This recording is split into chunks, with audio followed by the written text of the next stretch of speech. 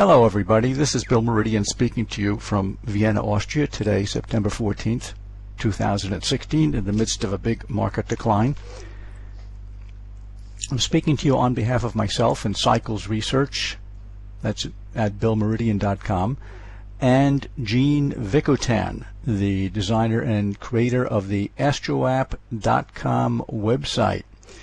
And what you're looking at right now is that website.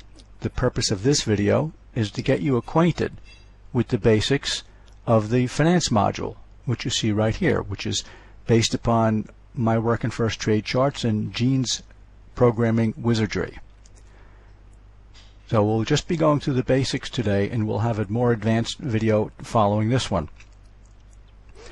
The first thing you would want to do when you begin a session is go over here to Reports. Click on Reports, and you want to activate AstroScribe, which you see right there.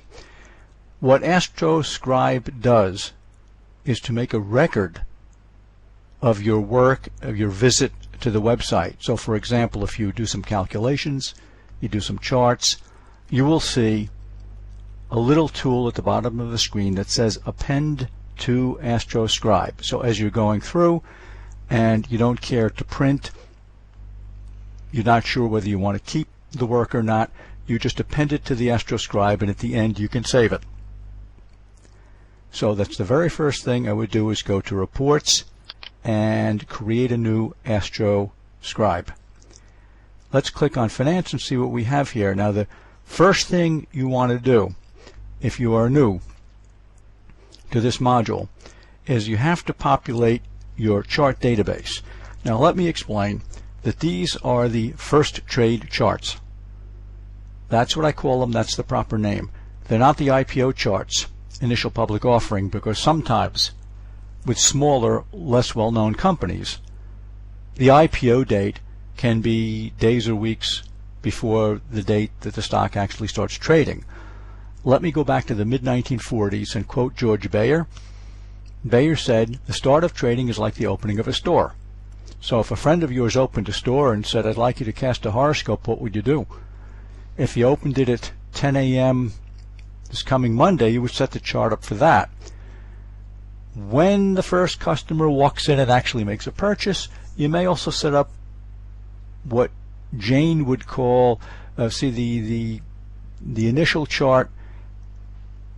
This would be a base chart, and subsequent charts would be modifiers. So if somebody came in and made the first purchase, that's a modifier. You would want to have the angles and the moon position just as additional sensitive points. The reason I'm bringing this up is to clear up something immediately. I set my charts up for the time the stock market opens, which up until September 85 was 10 a.m., subsequently 9:30. I have numerous examples. I'll be showing them to you in future videos, and I've also made this point in Dell Horoscope magazine and in my latest book, Planetary Stock Trading 4, that those angles work. I know because I've been working with them since the 70s. I progress them, I use an orb of less than a degree, and I get results. So that is the reason they're either 9:30 or they're 10. If you want to try setting it up for the time they actually start trading, you can do so, but let me just point out, if a stock is very popular, like Netscape was a long time ago, or Facebook, it is not that the market is not trading, it is that the market is locked. That means that there were so many buy orders that the exchange is having difficulty sorting them all out and arriving at a reasonable price. So if you don't see the price changing on the screen, that doesn't mean activity is not going on.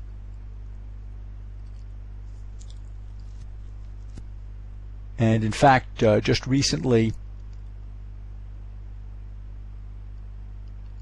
there was a stock that took off in the month of, I think it was August, in which the 9:30 a.m. chart is most correct, and a 1059 chart that was assigned to ACIA is the ticker symbol of that was assigned by another astrologer that is completely incorrect. It would have put the Saturn station 135 degrees to the midheaven of ACIA, and yet the stock took off when they reported earnings. So you would have gotten completely the wrong answer. So I hope that's understood. But the very first thing you have to do is to populate your database. And what I'm doing right now is I am updating it. Import completed. Now each Sunday I go to Barron's and I pull out the new stocks that have just begun trading. I also make a note of the stocks that have stopped trading, and third, the stocks of companies that have changed their names. And all this gets emailed to Gene every Sunday or Monday, so this database is kept pretty fresh. And in collecting the data, I try to leave out companies that are not industrial companies. Like I don't want bond funds or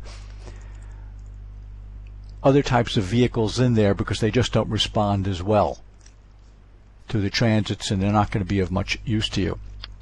So let us now go back to finance. We just got the chart data. I just updated mine. When you do it for the first time, you'll be populating your database. Let's hit companies data, and well, we're set up here. I had already put in the ticker symbol. Let me do it again, AXP. And we'll hit find, and there we see AXP in amber. If I click on that, it comes down here, and you see the date it began trading, the time, and so on. So if we want to put that up here under chart details, I already have IBM. Let me just click on IBM now. What you'll note is that IBM is here under chart details, and here we have the big chart right here, IBM. So if we want to see AXP, we have to select it here and we have to hit open. Now you'll note, see AXP on the tab and see AXP's data over here. That is how you draw them on the screen. We could look at IBM, we could look at AXP.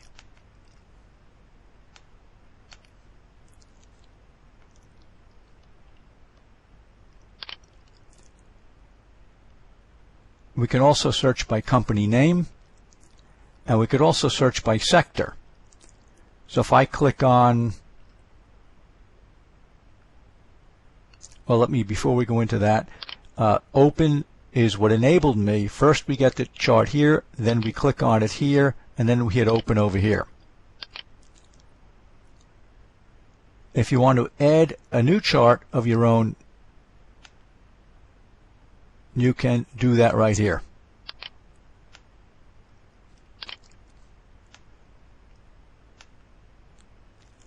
If you wish to edit the data, you do that here. If you wish to delete it, right here. And I'll explain portfolio in a minute. For now, I'm going to close this.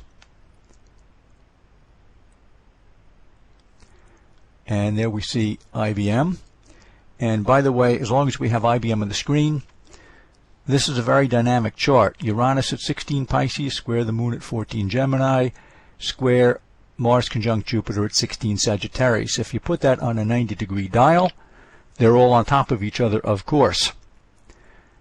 And this is not only common to IBM, it's common to Lexmark and many of the big old line technology companies. I make this point in my book Planetary Stock Trading 4 and all the previous issues also. Let's go back to finance, and I'd like to explore now portfolio. If you wish to create a portfolio, you do it here. So I have opened up,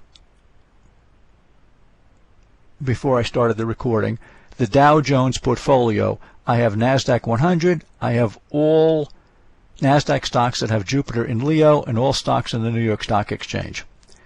If you wish to create a portfolio, you have to do it here first. Once you draw a chart up on the screen, if you wish to add it to a specialized portfolio, you must have created the portfolio before you can save the chart into it, and here's where you do that. And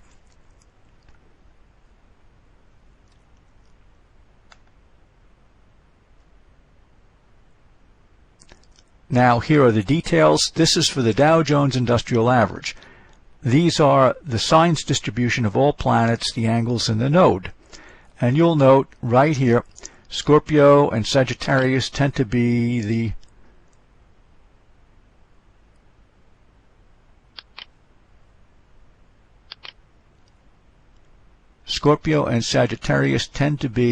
two most populated signs. Aries and Taurus, the least populated. And here's where you could append that to AstroScribe if you wish to save the data to have it later. So let's close that. So now, we know how to create a portfolio. We know how to pull a chart up on the screen.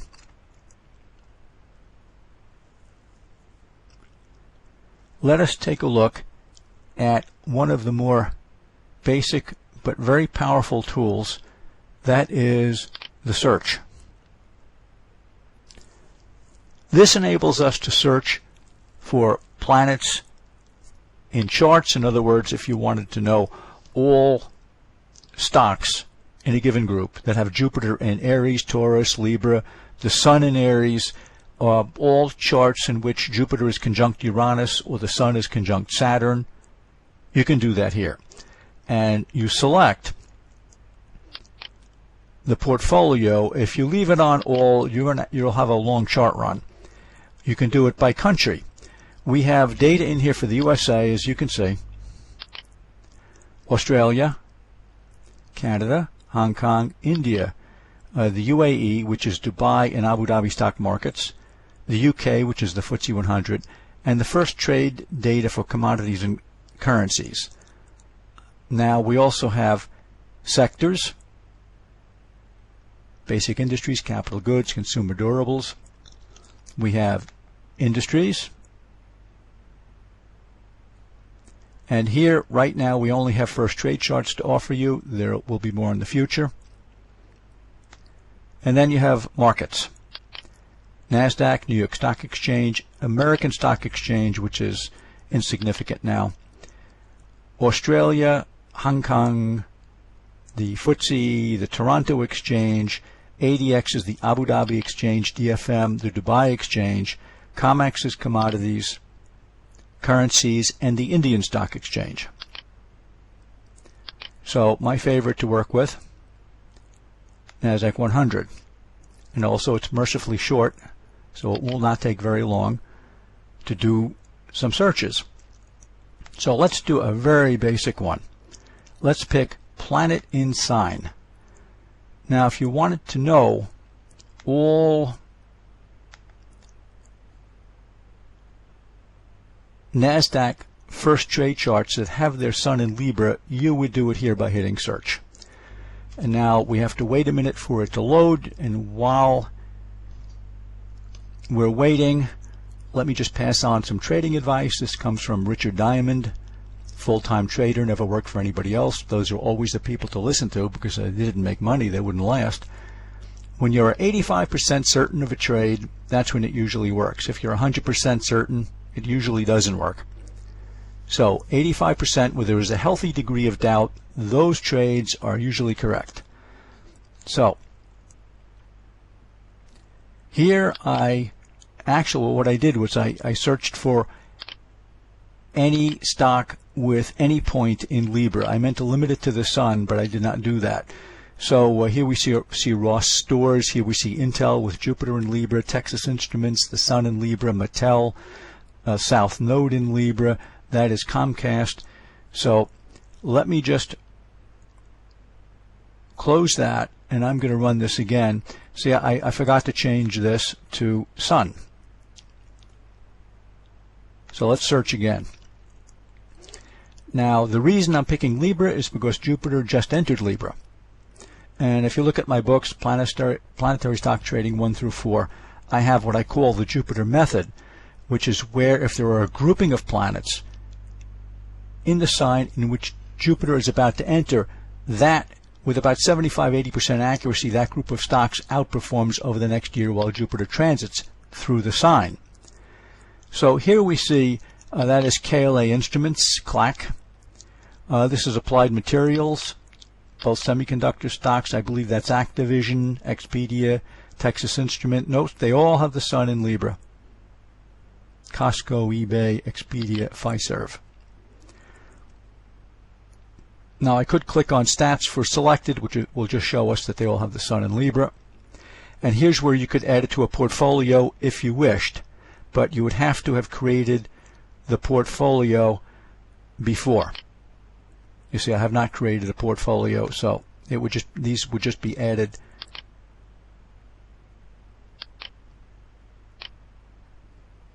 to one of the named portfolios. So now we have searched for all stocks in which the sun is in Libra in the NASDAQ. Let's look at some of the other searches. First of all, I could select any of the planets, and I could select any of the signs. And there are logical arguments here, in or not in. So if you wanted, let's just say there was a malefic in a given sign, let's just say Saturn was in Sagittarius, and you did not want to see stocks that have planets in Sagittarius, that's where you would do it. Let's look at some of the other functions. Number of planets in a sign, this I use a lot. So again, we'll leave the sign as Libra, and we can state the number of planets exactly, but that isn't going to be too helpful because seldom will there be an exact number of planets in a chart. We can have greater than a certain number, greater than or equal to, less than or equal to.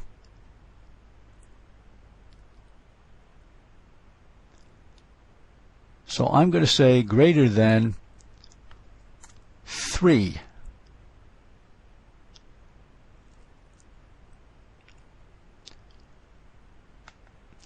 So we will now find all NASDAQ stocks that have more than 3 planets or points, include the node and the angles for the Jupiter method, in the sign of Libra where Jupiter has just made an entrance.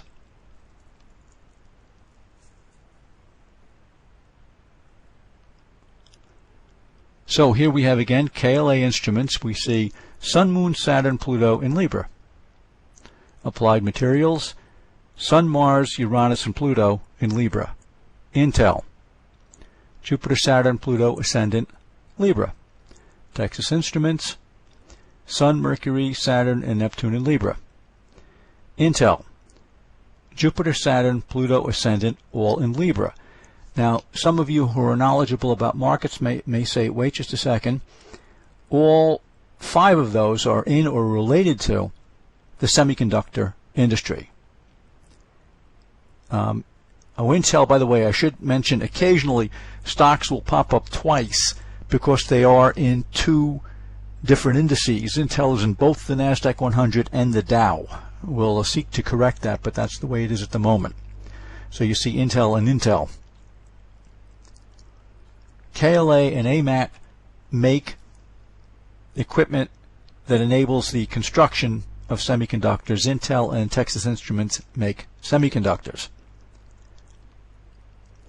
Now the reason I'm pointing this out is because Jupiter is headed into that sign, and from October through May, semiconductors have their best seasonality. In other words, that is when they tend, as a general trend, to outperform the market. So not only will we have the seasonality, which is nothing more than the sun through the signs from October through May, in favor of this group, we will also have Jupiter contacting these planets somewhere in the next year. So again, here's where we could add them into a portfolio. Here's where we could look at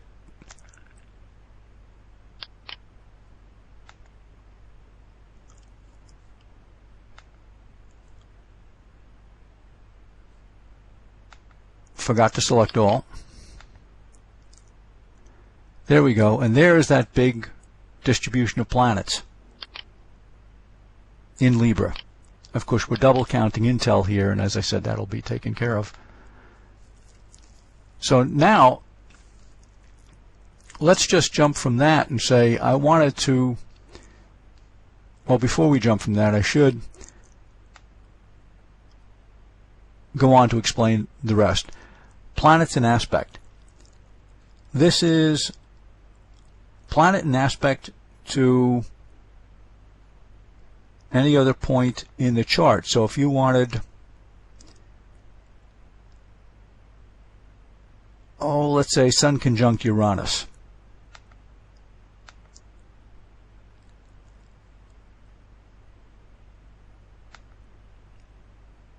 Here's how you would do that. Uranus is what I call an industry planet for the technology group.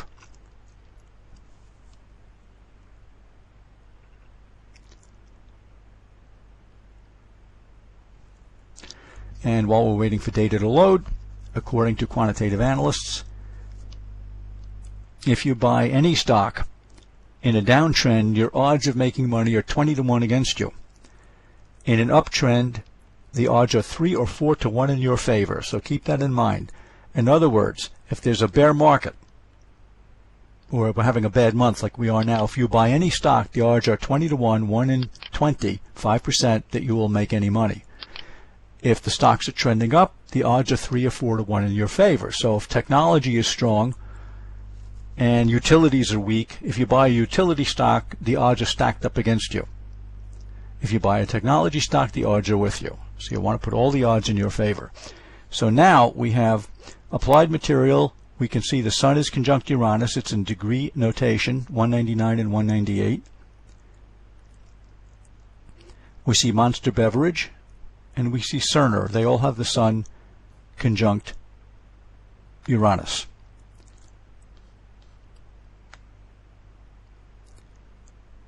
This I like a lot. I use it quite frequently.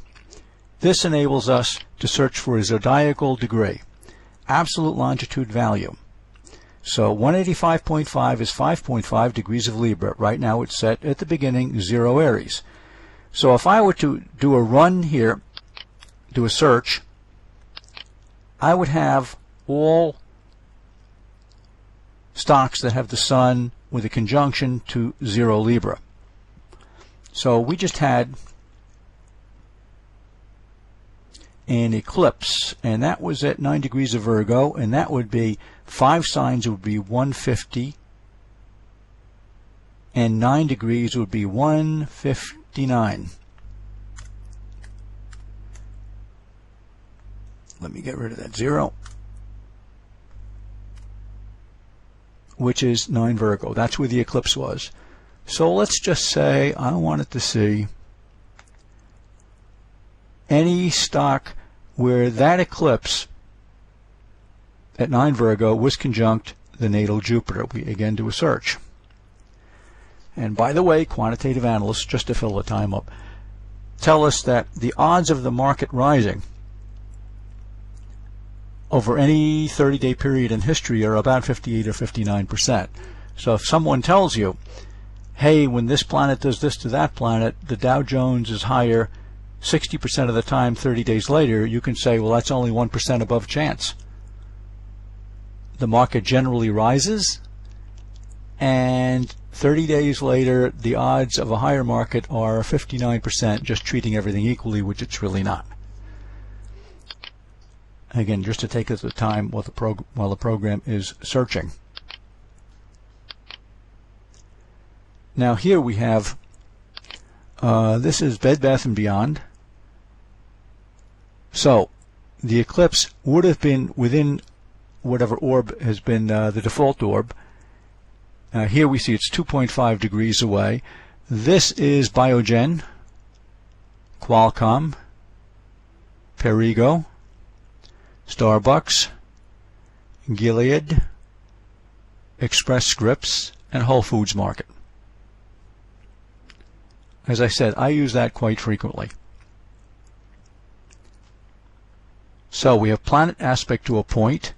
Now this is pretty simple, planets in triplicity. So let's just say we want to find out all NASDAQ stocks that have Jupiter in a fire sign. We do it right here.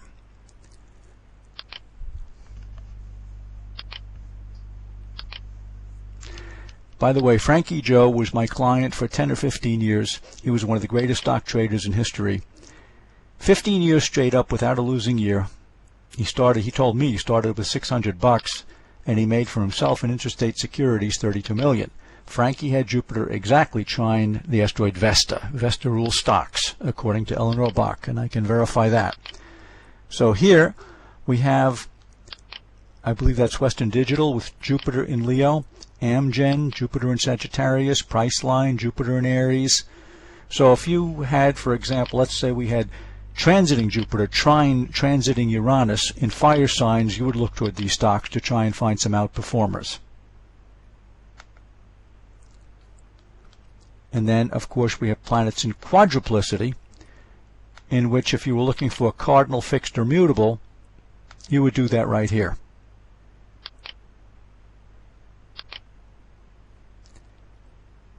So let's go back.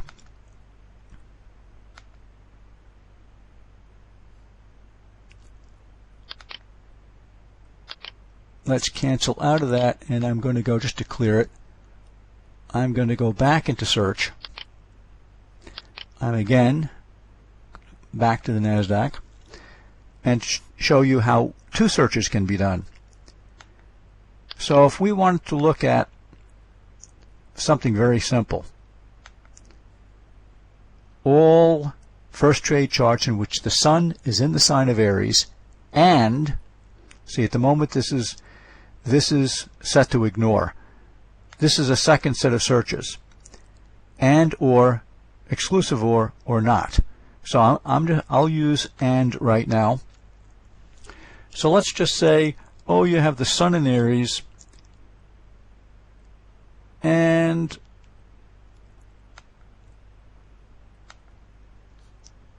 how about Jupiter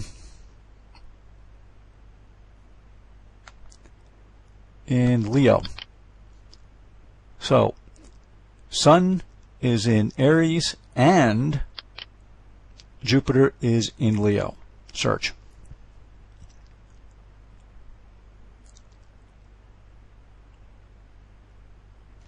As you can see, you can spend quite a bit of time in here. So to give you some examples, we know that Jupiter going into Libra is generally bullish for the Libra stocks. You could pick all stocks that have 2 or 3 points in Libra, and then if you decide I'd like to know which one of these has, let's say, Jupiter in some aspect to Uranus, you could do a second search. Well, here we come up with Regeneron, which has the sun in Aries and Jupiter in Libra.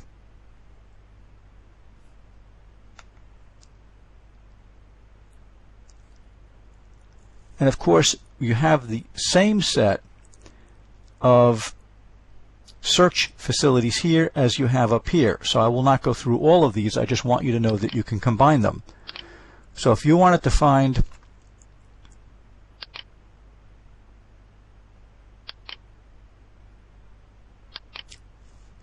charts where there are planets in a given sign and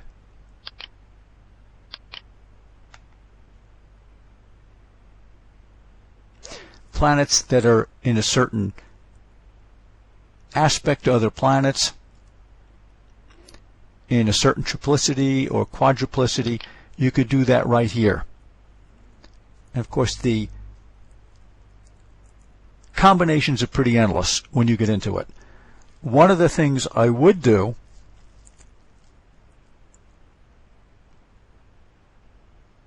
is, for example, we know that Saturn is in Sagittarius.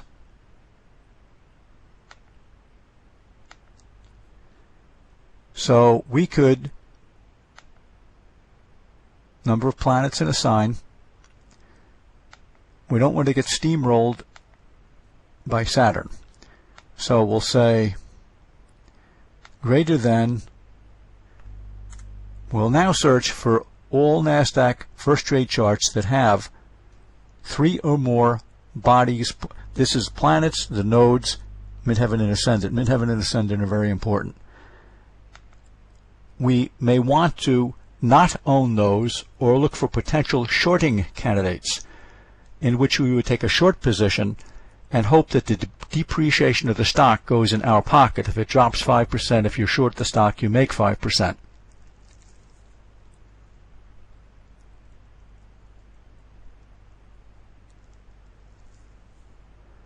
Now here, Amgen has Jupiter, Uranus, Neptune in the south node, all in Sagittarius, which means at some point of Saturn's trek through the sign of the Archer, it will run over these planets. That is Henry Schein, a software maker, with Venus, Mars, Jupiter, and the Ascendant, all in Sagittarius. That is NetApp. Venus, Mars, Jupiter, Pluto. Monster Beverage. Expedia. Paychex. SanDisk. Citrix Systems, and Expedia again is in there twice. I mentioned these duplicates occur because they may be members of 2 different groups, but we'll work to correct that. Now let me just, now that I've shown you the basics, let me give you some pointers here. Charts, these searches, they're not mutually exclusive. In other words, I have actually done research where I isolated a group of stocks that look extremely bullish, and then on further analysis, let's just say Jupiter is approaching the midheaven as they will report earnings. That's bullish, especially if you can get the Jupiter transit on the midheaven exactly when they're reporting earnings, within a day or 3. But that doesn't mean that Saturn may not be crossing the ascendant, which is bearish. So therefore you would let that one go. And let me give a brief explanation. Being a student in Charles Jane's class, a very basic student, year 3 in astrology, 1975. Mr. Jane, if the chart is very well aspected and very afflicted, do all of the aspects net out to 0 and nothing happens? And he said, no, absolutely not. The answer is in an example that he gave of a woman who had a very afflicted chart with a very favorable Jupiter transit to her sun, driving down an icy road. Deer runs out in front of the car. She hits the deer. The deer gets killed. The car gets damaged. The car goes out of control and runs over a mailbox, destroys some personal property, but she walks away without a scratch. The Jupiter transit saved her. It is different when you're doing first trade charts. Yes, the effects will net out.